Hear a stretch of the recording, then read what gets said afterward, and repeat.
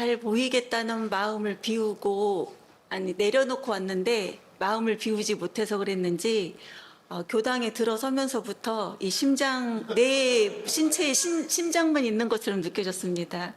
어, 일단은, 제가 원고를 준비한 거를 읽는 걸로 마무리를 하겠습니다. 며칠 전 저녁 식사 중에 이런 질문이 던져졌습니다. 종교와 릴리전의 차이점이 무엇일까? 국어사전에 따르면 종교는 신이나 초자연적인 절대자 또는 힘에 대한 믿음을 통해 인간 생활의 고뇌를 해결하고 삶의 궁극적인 의미를 추구하는 문화 체계입니다. 한자를 살펴보면 마루종은 집을 의미하는 간머리, 집면이라고도 하죠. 그것과 재단을 본든 보일씨가 합쳐진 회의 문자로 최고 우두머리를 뜻합니다. 따라서 종교는 근본이 되는 높은 가르침을 의미합니다.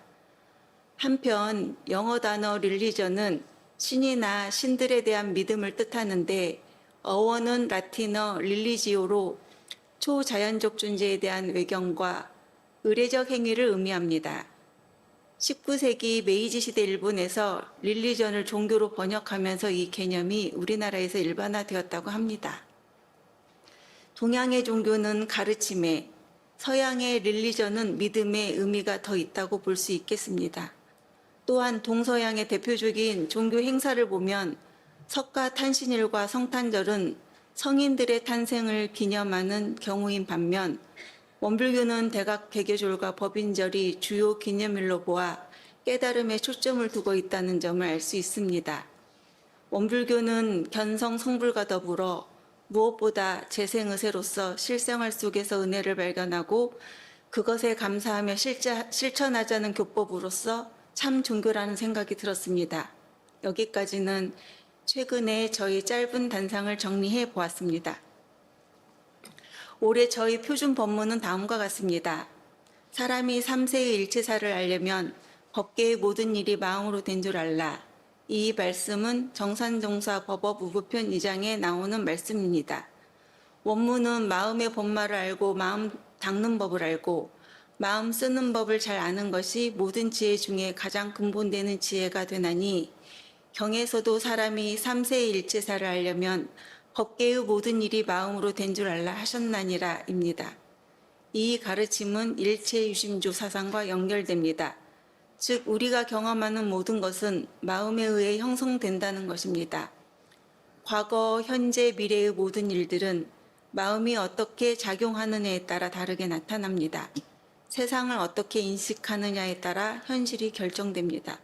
마음을 바르게 다스리면 3세의 모든 일을 지혜롭게 이해하고 깨달을 수 있습니다. 이 법문에서 앞에 말씀하신 마음의 본말을 알고 마음 닦는 법을 알고 마음 쓰는 법을 아는 것은 마음을 중심으로 표현하셨지만 내용적으로는 대종경 교육품 5장의 이론상의 수행과 관련이 있다는 생각이 들었습니다. 교육품 5장의 표현과 연계해보면 마음의 본말을 안다는 것은 이론의 원리를 깨닫는 견성, 마음 닦는 법을 안다는 것은 이론의 최성을 지키는 양성, 마음 쓰는 법을 잘 아는 것은 이론과 같이 원만한 실행을 하는 솔성이라고도 볼 수 있겠습니다.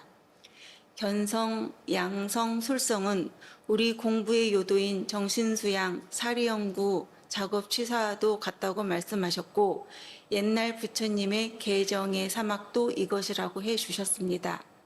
좀 더 구체적으로는 마음의 본말을 알게 되면 이론상의 진리를 깨달아 천지만물의 시종 본말과 인간의 생로병사와 인과보응의 이치를 걸림없이 아는 것이고 마음 닦는 법을 알게 되면 이론과 같이 마음에 아무 사심이 없고 애욕과 탐착에 기울고 굽히는 바가 없이 항상 뚜렷한 성품자리를 양성하자는 것이고 마음 쓰는 법을 알게 되면 이론과 같이 모든 경계를 대하여 마음을 쓸 때 희로애락과 원근 진소에 끌리지 아니하고 모든 일을 오직 바르고 공변되게 처리하게 된다는 말씀으로 풀어주셨습니다.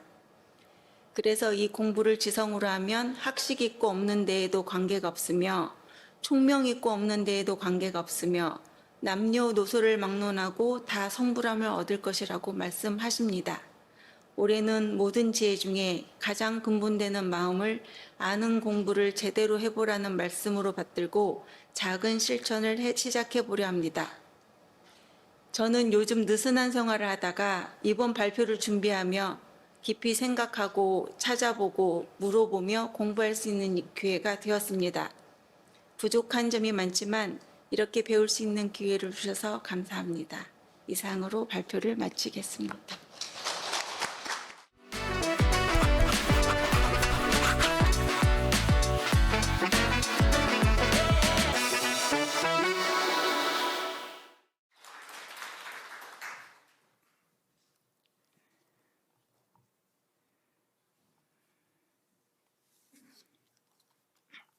부담스럽고 어렵지만 한 번은 해야 한다기에 적어왔습니다.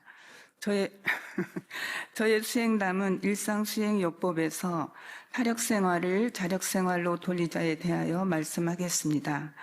저는 시어머니 권유로 개봉급 교당을 발을 듣게 되었습니다. 가보니 수는 별로 없고 방석에 앉아서 법회를 보는데 잘 알아듣지도 못하고 교대는 어려운 낱말과 어려운 한문이 들어있어 어려웠습니다. 끝나면 바로 집에 오고 별로 의미 없이 다니면서 때로는 가지 않았습니다. 그럼 어머니께서는 가끔 저녁 때 전화를 하셔가지고 갔다 왔냐고 물으면 저는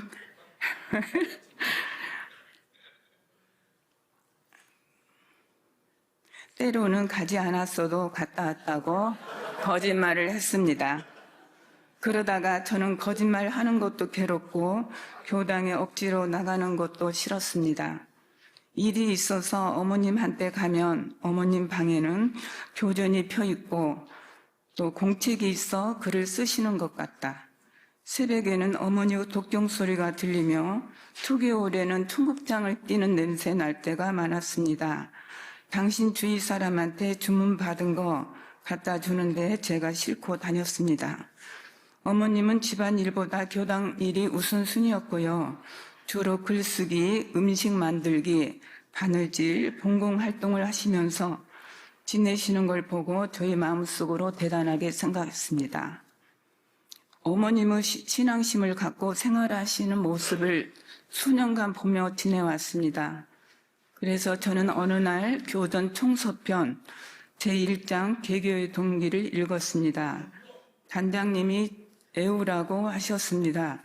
그래서 제가 이 개교의 동기가 너무 좋아가지고 처음에 굉장히 마음에 와닿더라고요. 그래서 제가 한번 애워보겠습니다.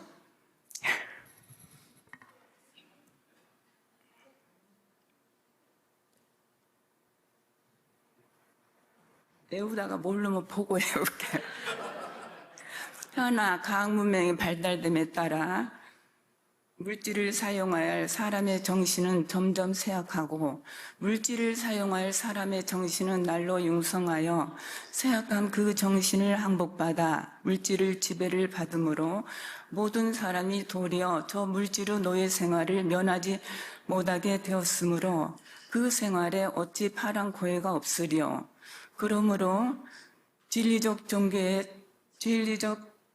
신앙과 사실적 도덕의 훈련으로서 정신의 세력을 확장하여 물질의 지배를 항복받아 파란 고의 일체 생명을 광대무량한 낙원의 세계로 인도하려 함이 그 동기니라.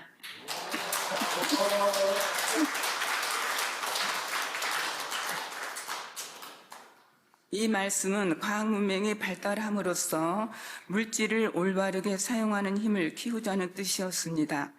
또 다닌 지 얼마 안 돼서 교무님께서 사은에 대해서 설교를 듣고 마음에 와닿았습니다.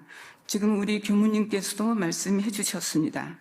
저는 그냥 무심코 살아왔는데 생각해보니 아침에 눈 뜨면 천지, 부모, 동포, 법률 그 어느 거 한 가지도 우리가 살아가는 데 있어 없어서는 살 수 없는 소중함을 느꼈습니다. 항상 사은의 은혜 속에 살고 있으므로 보온하고 감사 생활을 하려고 노력합니다. 저는 엄불교를 다니면서 개교의 동기와 사은 은혜의 마음이 와닿아 온불교와 가까워지는 계기가 되었습니다. 그래서 교전도 읽으며 교당도 열심히 다녔습니다.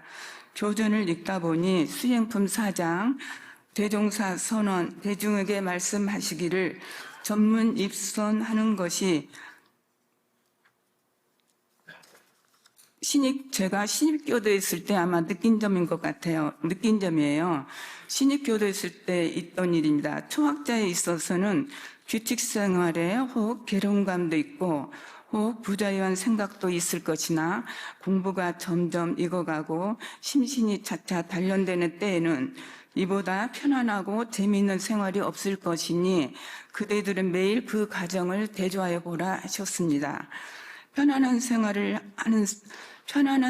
하는가, 괴로운 생활을 하는가를 늘 대조하여 보라고 하셨습니다. 괴로운 사람은 전세의 어변이 남아있는 사람이요. 편안한 사람은 점점 성불의 문이 열리는 것이라고 말씀하셨습니다. 저는 다니면서도 때로는 저의 힘으로 해결할 수 없는 많은 경계와 원행으로 상대방에게 상처를 주기도 하고 상처를 받기도 하며 때로는 계문을 범하기도 해 마음이 요란해져 쉬고 싶었지만 다시 마음을 주워잡고 교무님의 설교를 들으면서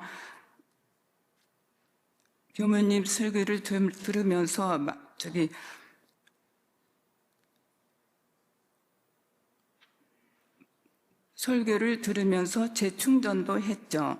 박보빌 교무님께서는 교전을 밥 먹듯이 읽으라고 하셨습니다.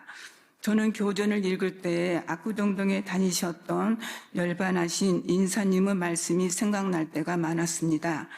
인사님의 감상단 발표에서 사경을 하시면서 느낀 점인데 우리가 전자제품을 사면 그 안에 사용 설명서가 있듯이 우리가 살아가는데 엄불교 전서가 바로 사용 설명서와 똑같다는 말씀이 생각났고 또 오독 훈련에서 훈련받을 때 교무님께서 우리 이론상 서문이 우리 인생의 내비게이션과 같으니 지극정성으로 외우라는 말씀에 감동했다. 저는 교전을 읽을 때 어려운 낱말과 한문을 찾아가며 읽으니 이해가 되고 마음의 정화가 되어 안정감을 얻을 수도 있었으며 한편 제 마음을 대조하여 보니 참회해야 할 법문도 읽었습니다. 참회하겠습니다.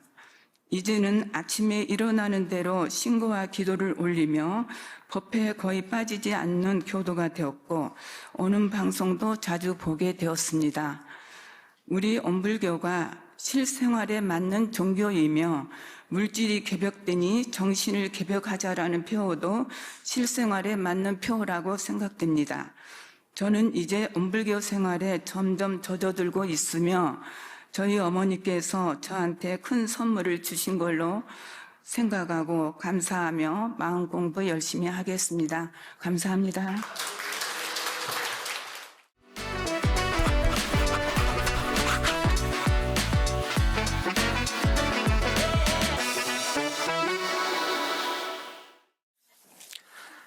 불공단에 있는 박종도입니다.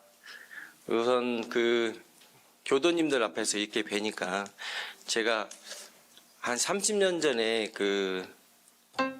삼내 수계농원에서 황직평 법사님한테 연호를 받고 왔었던 일이 기억이 나는 것 같아요. 우선은 여러분 한 분 한 분 볼 때마다 소중하고 또한 그 전에 저희 이제 선지님들 그리고 역대 교도 회장님들 지금 은산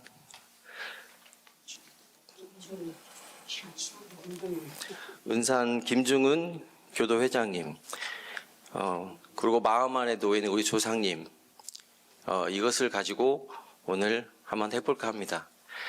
제가 좀 긴장을 한 것 같아요. 여러분 한 번만 더 박수 한번 해주시겠어요?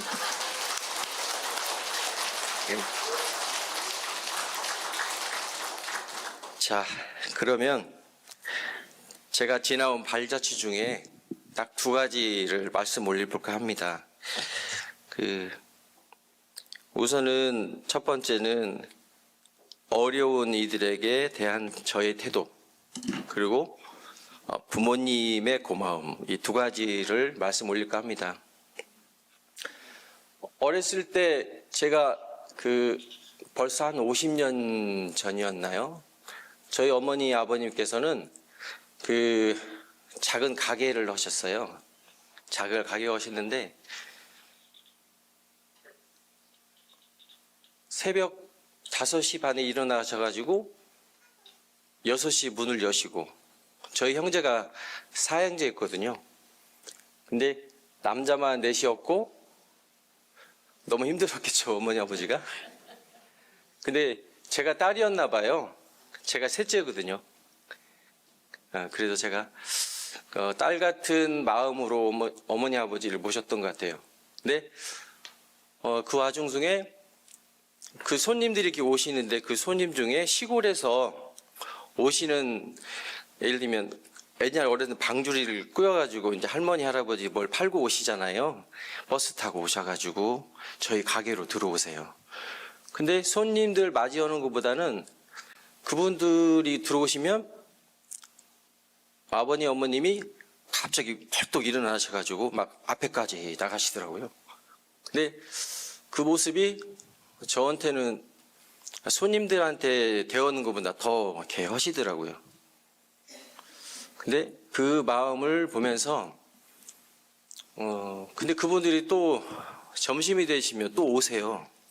저희 가게로. 저희 가게가 시내에 있었기 때문에 또 정거장 가깝고 들어오셔서 또 시장하신 것 같다고 어머니 아버지가 또 밥을 또 이렇게 챙겨주시고 식사도 하시고. 그런데 이제 거기까지만 되는 줄 알았더니 저녁에도 오세요. 근데 사실 저희 가게는 정거장이 아니거든요. 그래서 그것이 저한테는 큰 화두였어요. 근데 저희 어머니 아버지가 그분들이 이렇게 오시면 이렇게 손을 잡아주시고, 그리고 이렇게 말씀하셨던 것 같아요. 많이 추우셨죠? 그리고 이제 갈 때도 물건을 못 파시면 놓고 가시라고 이렇게 하셨던 것 같아요. 근데 어렸을 때 이제 그 기억이 계속 저 마음 안에 있었던 것이고, 그게 본성이 되고 습관이 있던 것 같아요. 제 자신이. 그런 거일 텐데, 옛날에는 이제 은행이라는 신협이나 이런 개념보다는 이 쌀게 이런 것이 있었잖아요.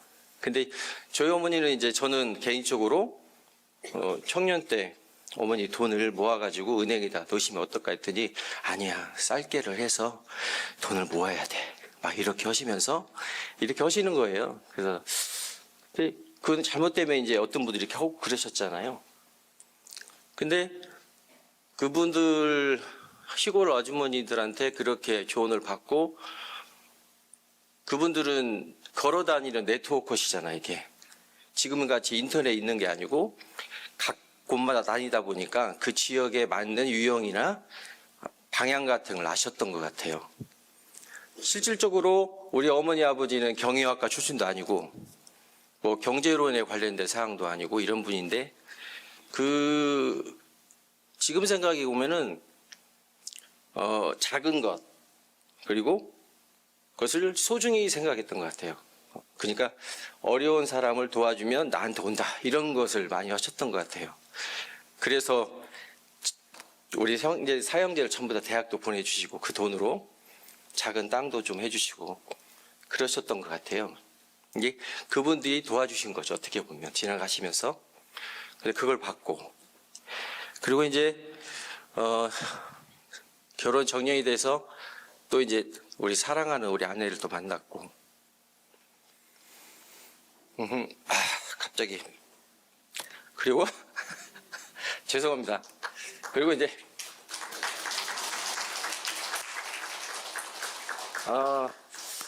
장인어른 만나고 이제 장인봉님 만나셨는데 이렇게 따뜻하셨어요.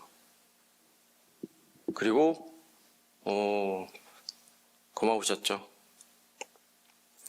그분들은 이제 그분 중에 그 어머니 아버님 같은 경우는 그 원불교 일이라면 또 그 집안일을 다 제치고 뭐 새벽에도 어디 가시고 뭐 어디 갔는데 갈고 봤더니 이제 뭐 총부도 가시고 어디도 가 막 그러셨던 것 같아요. 근데 사실 저 개인적으로 볼 때는 원불교에 꿀을 바르셨나 아니면 가서 뭐 이렇게 많은 보온을 받으시나 이런 줄 알았는데 이 법문하나를 보고 오신 것 같아요. 보니까. 그래서 뭐 교도님들 어려운 일 있으면 같이 상의하고 같이 함께 오고 막 이랬던 것 같아요.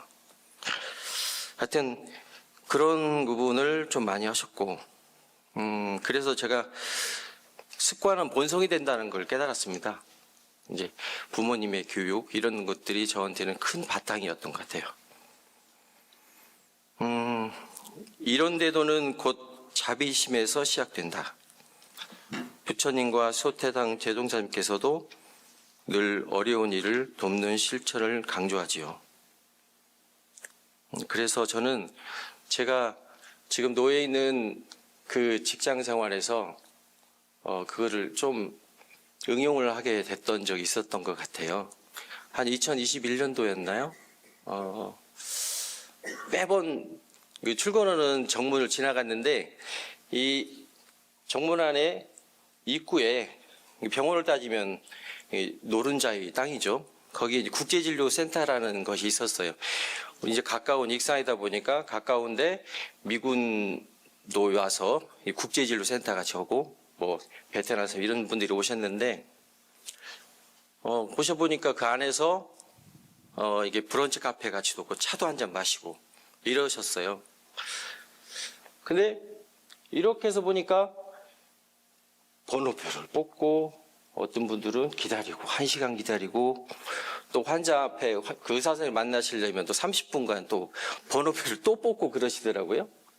그래서 그것을 좀 마음에 두다가 어느 날 신임 병원장님이 지나가셨어요. 지나가셨는데 제가 딱 한마디는 말씀 올리고 싶더라고요. 그래서 그 어떤 이야기를 했냐면 그 상급병원의 문턱을 낮추면 고객들이 오신다 이런 이야기를 했어요. 그러니까 어떻게 보면 이소성대의 마음을 갖고 있었던 것 같아요. 제가 작은 것을 크게 이루려고 하는 마음이 있었던 것 같아요. 어떻게 보면 외형적으로 볼 때는 미군들에게 수가가 좀 높기 때문에 받을 수 있었지만 우리 이제 지역 사람들은 그에 소속이 안 돼 있을 수 있잖아요. 그래서 혼났어요, 사실 병원장님한테. 그래서 이제 하지만 교회관을 갑자기 내라고 해서 한 일주일 뒤에 내게 됐어요. 그것이 지금 원광대학교 병원 안에 입구에 처음 오신 분인 거 만들어봤죠. 이제 그것은 획기적이었어요. 어떻게 보면은 그 병원에 들어오면 대학병원은 다 한 번씩 와보셨겠지만 접수비를 먼저 받잖아요. 근데 사실 마음적으로 음식 가게를 가더라도 전부 다 음식을 먹고 맛있으면 돈을 내는 이런 것인데 이거는 돈을 내고 기다리고 의사 만나러도 기다리고 이러더라고요. 그래서 그거를 가지를 빼고 의사를 먼저 만나고 그리고 진료 오게끔 하는 방법으로 한번 바꿔봤죠. 근데 말이 많았어요. 사실. 왜냐면 이제 경영에 관련된 사항은 비용에 관련된 사항이 있을 수 있잖아요. 그래서 그 비용은 그 미수금이 발생돼서 도망갈 수 있다. 막 이렇게도 하시고 그러시더라고요. 근데 작은 것을 실천을 하면 큰 것은 절대로 놓치지 않습니다. 이런 것을 알았죠. 그래서 하여튼 진료비 미수금 없이 잘 경영을 하게 됐어요. 이거 다 여러분들 덕분이죠. 그렇던 것 같고 그 마음에 있어서 제가 가장 행복했었던 것이 그 단어면 뿌듯함이라는 것을 했어요. 제가 뿌듯함이 왜 일어났을까 생각해 보니까 1번이 봉사더라고요. 그때가 뿌듯함. 이걸로 제가 이제 어려운 조금 불편하신 분을 도와줬던 일이었던 것 같고요. 그 다음에 이제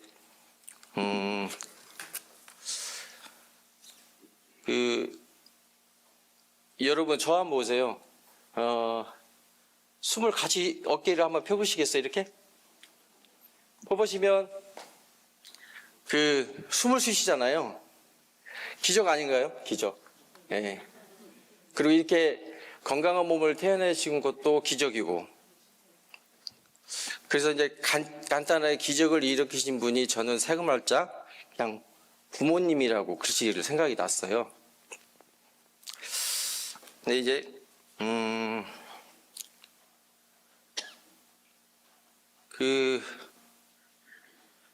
한 끼 한 끼를 식사를 차려주는 것이 그냥 저는 흔연하게 생각했어요. 어렸을 때는. 근데 지금 와서 돌이켜 보니까 그게 얼마나 큰 사랑이었다 이런 걸 좀 알았던 것 같아요. 네, 그리고 그래서 이제 부모 은혜의 가르침에 대해서 부모님은 우리가 가장 먼저 갚아야 할 은혜, 사은이고요.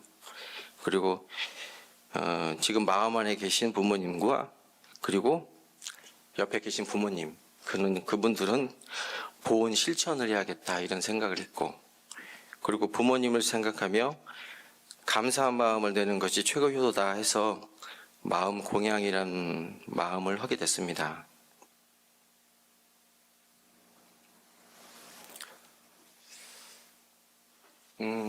처음에 말씀드린 것처럼 우선은 제가 지나왔던 발자취를 생각하면서 이 글을 쓰게 됐는데, 그리고 여러분과 함께 공감하면서 이렇게 자리를 이제 좀 있으면 저도 끝나잖아요. 근데 우선은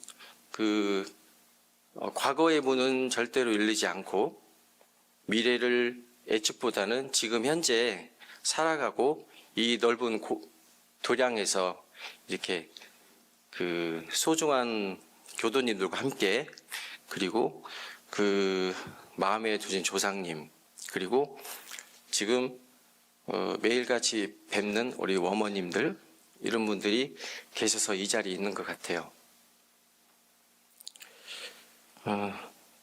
우선은 감사한 마음이 언제나 오는 것 같아서 그 말씀을 좀 전달했는데 제가 좀 많이 미숙하죠? 감사합니다. 예.